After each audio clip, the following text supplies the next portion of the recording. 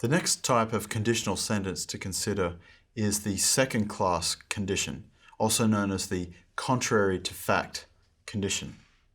Unlike the first-class condition, which assumed the truth of the protasis for the sake of argument, the second-class condition assumes that the protasis does not express truth for the sake of argument.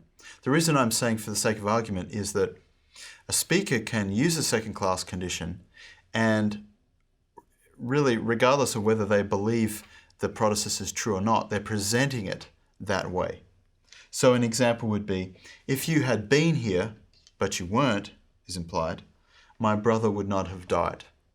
Or, if you believed Moses, but you don't, which is implied, you would believe me. So, that's what the second-class condition is about. How is it formed? Let's see. The protasis involves the particle a, or I, as we saw with the first-class condition. It will also use an indicative verb, but for second-class conditions, these will be restricted to the aorist or the imperfect tense forms. The first-class condition could use any tense form from the indicative mood, but the second class only will use the aorist or imperfect. If either of those are negated, the particle, the negation me or mi, will be used instead of u.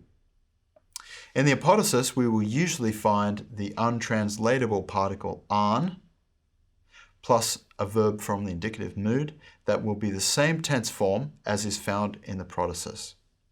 So, the way that these are formed are a little more restricted when compared to the first class condition. It must be the aorist or imperfect verb that is used, which will be replicated in the apodosis. We will normally find the particle an in the apodosis, and like the first class condition, we will see the particle a or I in the protasis. And just again, with second class conditions are used to indicate that the protasis is assumed to be untrue for the sake of argument. If you believed in Moses, but you don't, you would believe in me.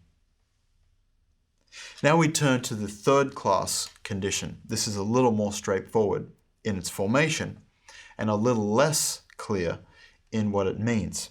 The third class condition expresses statements that will or may occur in the future, some sort of generally true statement or something that is hypothetical. In other words, it's fairly vague. It has quite a broad range of usage, which means that you really must consider the context when you're trying to work out the force of the third class condition. So some sort of hypothetical or future statement or referring to something that is generally true. These are formed in a straightforward way using the particle an and the subjunctive mood.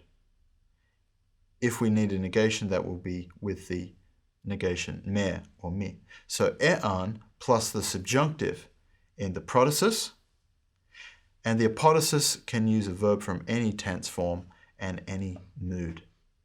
So the dead giveaway is an plus subjunctive. If you see that, then you know that it's a third class condition.